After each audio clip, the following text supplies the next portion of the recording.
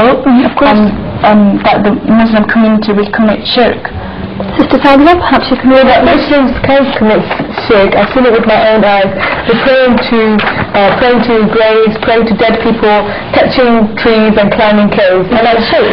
Certainly we're going off the topic again. Like not something that I've heard, something that I've seen with my own eyes, Muslims committing shirk. I've told you I don't tell stories like Mamuna. I've told you facts and given you evidence from the Quran and the Hadith. I've told you that Allah subhanahu wa ta'ala will not forgive shirk. Okay, there is shirk going on within the Muslim communities all over the world. Okay, I don't want to confuse the viewers, which is why I need to draw you back to the topic, which is shirk. Only shirk. I'm not talking about waterfalls. I'm talking about shirk. Well, like I said, that's another topic for another day, perhaps. Sister Marina, I turn to you. Any more evidence to try and convince Sister Sabia here that Muslims cannot commit shirk?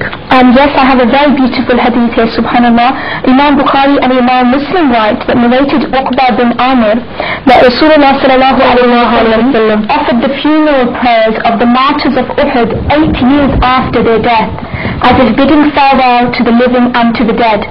Then he ascended the pulpit and said, I am your predecessor before you, and I am a witness on you and your promised place to meet me at Al-Hawd, i.e. the river, on the day of judgment. And I am now looking at it from this place of mine. I am not afraid, listen to the words of the Prophet sallallahu alaihi wasallam, Sister Sadia especially. I am listening. I am not afraid that you will worship others besides Allah, but I am afraid that the worldly life will tempt you and cause you to compete with each other for it.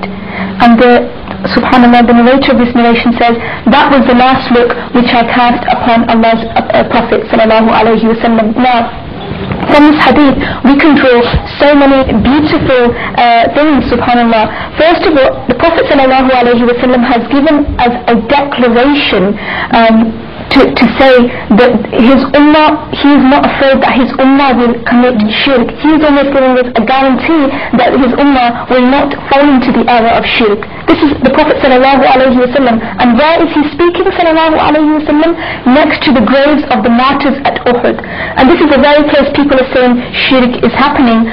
But if you look at the context of this hadith, Rasulullah sallallahu alaihi wasallam is sat at the graves, at the graves of the martyrs of Uhud, next to the graves of the most pious people in the world. And the Prophet sallallahu alaihi wasallam is giving us a guarantee that shirk will not enter his ummah. And what's even more beautiful, subhanallah, is that it was 8 years since the death of the martyrs of Uhud. And other narrations inform us that Rasulullah sallallahu alaihi wasallam would every year visit the graves of the martyrs of Uhud. And it's like the practice of the Urs, where people gather at the graves and the shrines of the deceased pious, and they remember Allah and they visit there. And we can see the permissibility of this practice from this practice of Rasulullah sallallahu alaihi wasallam, whereby they used to visit the martyrs of Uhud, the graves of the martyrs of Uhud every year. And also what we can draw from this, that is also permissible to actually lecture near graves if somebody wishes to do so. And in fact it's a sunnah, as many scholars do during the practice of the Urs.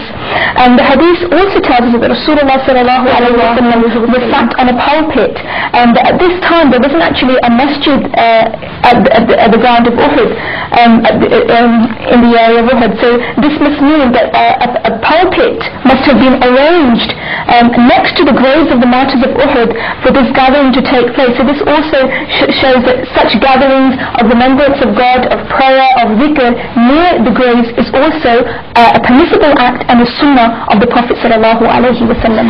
And this is from Imam Muslim's Sahih. Subhanallah, subhanallah. Can you just confirm that this hadith is in Bukhari and Muslim? Yeah. Subhanallah.